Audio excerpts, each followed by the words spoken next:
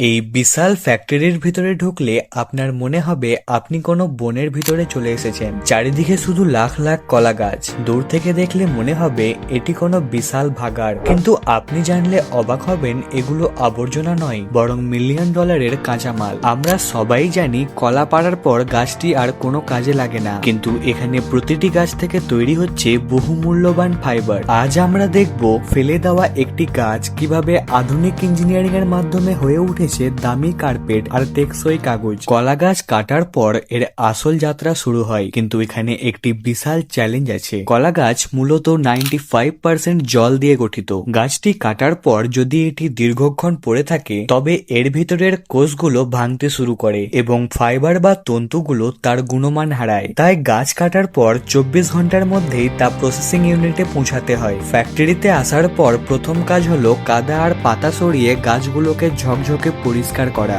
বাইরে থেকে সাধারণ মনে হলেও এই ধাপটি ভীষণ গুরুত্বপূর্ণ। এরপর এই বিশাল গাছগুলোকে মেশিনে ঢোকানো হয়। আপনারা জানেন কি, কলা গাছ আসলে স্তরে স্তরে গঠিত, আর এই প্রতিটি স্তরের ভেতরে লুকিয়ে থাকে অতি সূক্ষ্ম ফাইবার বা তন্তু। আর এই ফাইবার বা তন্তুগুলোকে আলাদা আলাদা করার জন্য আধুনিক মেশিনের ব্লেড, রোলারের চাপ আর প্রচুর জল ব্যবহার করা হয়। আর আমরা পাই কাঁচা ফাইবার। এই ফাইবারগুলো দেখতে অনেকটা ভেজা চুলের মতো। এগুলোকে গুণাগুণ অনুযায়ী 3 ভাগে ভাগ করা হয়: মোটা, মাঝারি এবং খুব সূক্ষ্ম ফাইবার। এর পরের ধাপ হলো ধোয়া। বড় বড় ট্যাঙ্কে ফাইবার ডুবিয়ে আঠালো রস বা ময়লা পরিষ্কার করা হয়। যদি ঠিকমতো পরিষ্কার না হয় তবে পরে সুতো হবে না। ধোয়ার পর আসে শুকানোর পালা। অনেক জায়গায় রোদে শুকানো হয়, আবার আধুনিক ড্রায়ার মেশিনও ব্যবহার করা হয়। শুকানোর পর এই শুকনো ফাইবার গুলোকে পাঠানো হয় স্পিনিং ইউনিটে। সেখানে বড় বড় মেশিনে এগুলোকে পাঠিয়ে সুতা তৈরি করা হয়। কলা গাছের সুতা পাটের চেয়েও হালকা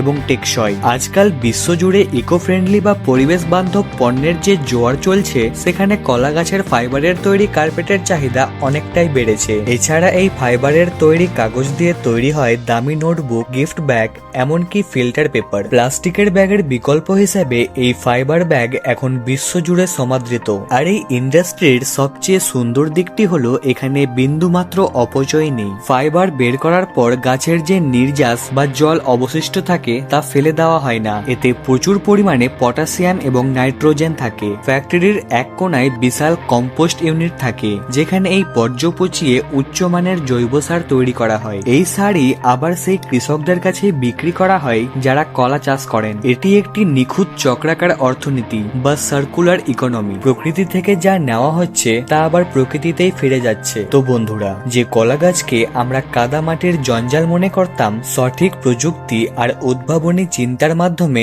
আজ তা লাখ লাখ মানুষের অন্নের সংস্থান করেছে। এটি শুধু একটি ফ্যাক্টরি নয়, এটি হলো পরিবেশ বাঁচানোর একটি নীরব লড়াই। প্রকৃতি আমাদের সবটুকু দেয়, শুধু আমাদের দরকার তা ব্যবহার করার সঠিক জ্ঞান। পরের বার যখন আপনি কলা খাবেন, একবার ভাবুন আপনার হাতের এই ফলটির পিছনের গাছটি হয়তো কোনো এক আন্তর্জাতিক ফ্যাশন শো এর দামি কাপড় হয়ে ওঠার অপেক্ষায় আছে।